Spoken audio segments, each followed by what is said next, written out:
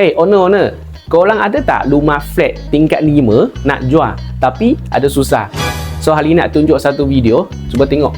So hari ni kita tekat ni tingkat 5. Okay,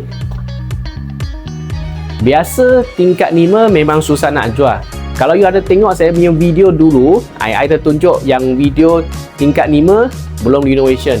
So hari ni saya nak bawa you tengok selepas kita renovation, boleh nampak kita dah buat full mozaik dengan full cat, lagi pun bagi safety door. So korang ada nampak flat ada letak safety door tak?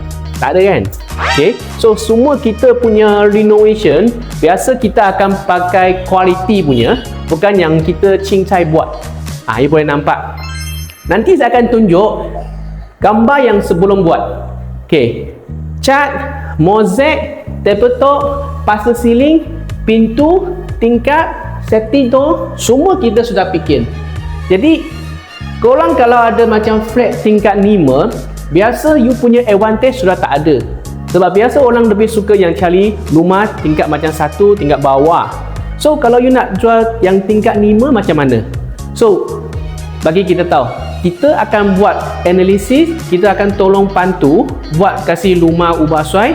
So orang datang, dia rasa walaupun tingkat 5 tapi rumah sudah cantik, rumah sudah ubah suai, mungkin dia orang boleh consider lagi.